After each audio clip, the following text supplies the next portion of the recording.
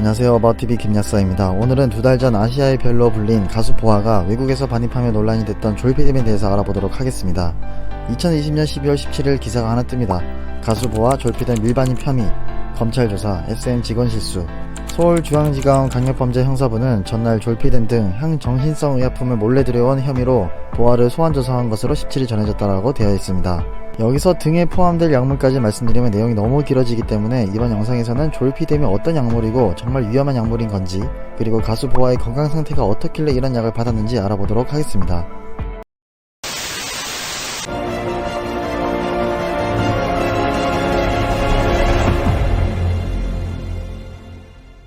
먼저 SM 엔터테인먼트의 공식 입장을 봐보도록 할게요. 보아는 최근 건강검진 결과 성장 호르몬 저하로 인해 충분한 수면이 필요하다는 의사의 소견을 받아 의사의 권유로 처방받은 수면제를 복용하였고, 어지럼과 구토 등 소화장애 등의 부작용으로 고생했다라고 나와있고, 그래서 미국 진출 시 일본에서 시차 때문에 처방받았던 약이 부작용이 없어서 그걸로 받았다라고 나와있습니다.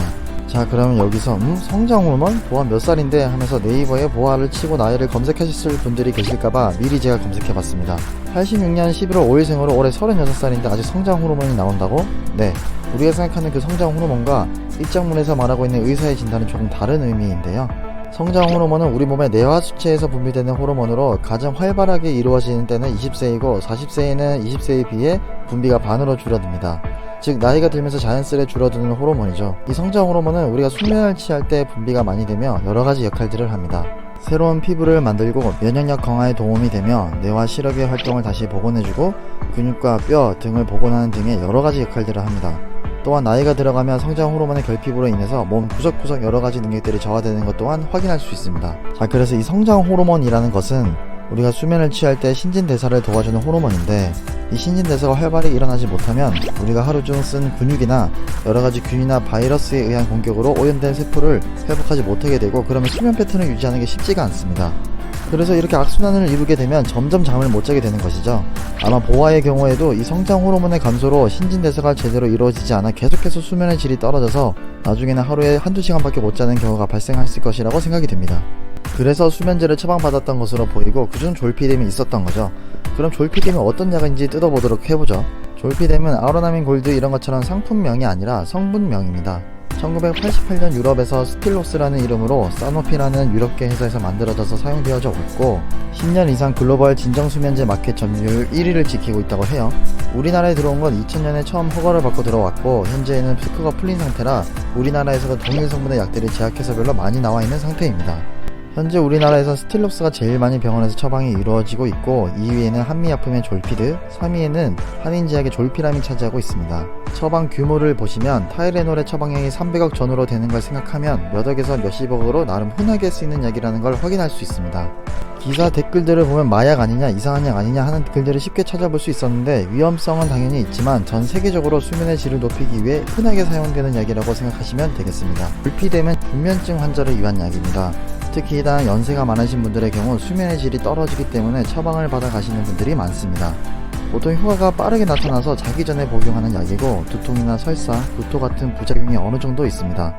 그러나 이건 어느 약에서나 흔하게 나타나는 부작용으로, 보아가 한국에서 받았던 약에도 이런 일반적인 부작용으로 인해 일본에서 약을 탄 것으로 보여집니다.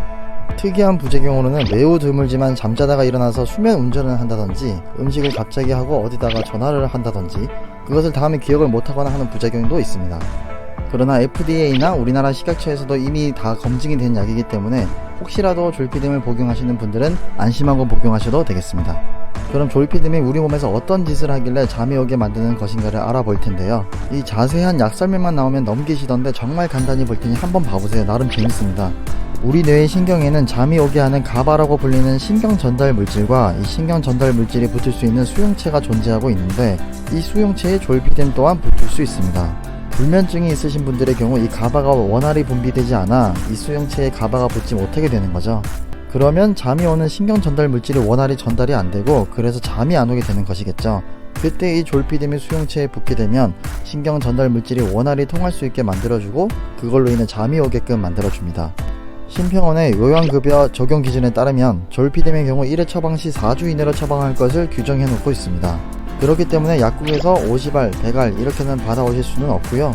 이런 약들의 경우 6개월 동안 동일 성분 의약품의 투여 일수가 214일을 넘지 못하게 규정해 놓고 있기에 나름 철저히 관리되는 약물입니다. 그러면 이 병원 가서 사주치 받고 다른 병원 가서 사주치를 받을 수 있나? 그것도 아닙니다.